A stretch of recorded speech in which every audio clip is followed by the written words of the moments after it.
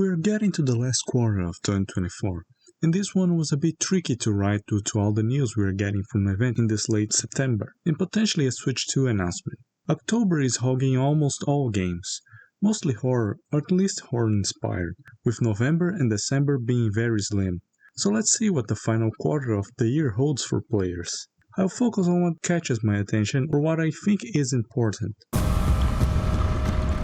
The remake of Until Dawn opens the month of October, releasing on the 4th, and the horror trend will keep going with the release of Silent Hill 2 Remake on October 8. On October 11, the month will take an anime break with the releases of Metaphor, Refantazio, and Dragon Ball Sparking Zero. I expect Dragon Ball to do well as usual, so I'm more interested to see if Metaphor will be a successful game for Atlus.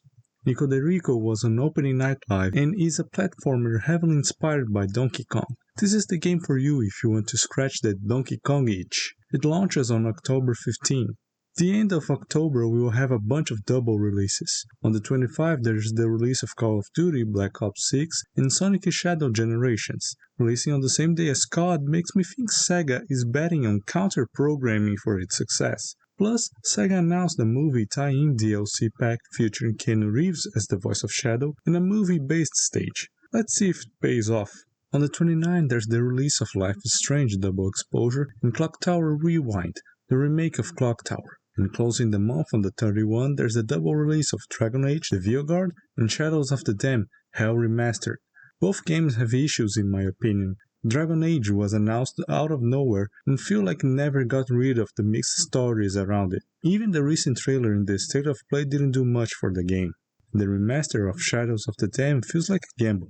The original game has its fans, but it never got into that cult classic status. Our last release for October will be The Lake House, a DLC for Alan Wake 2, but the announcement just said October, without a date. I'm assuming it will likely be on the 31, but who knows. Nintendo will open the month of November with the release of Mario & Luigi Brothership on the 7th. I wonder how it will perform given that by the time it releases, Nintendo will likely have announced the Switch 2 already. Slitterhead, the game from the original Silent Hill director, releases one day later. Despite the horror influence, it is actually an action-adventure game where the player can freely switch bodies in order to survive the battles against multiple mimic monsters. The previews have been mixed, with combat getting most of the criticism. The remake of Dragon Quest III releases on the 15th.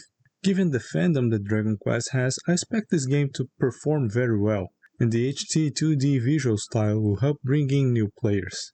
Even people that tend to not like the HD 2D visuals have been positive about it.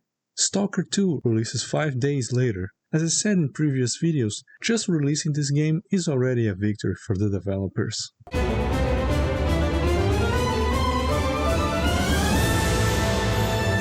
Finally, we get to December.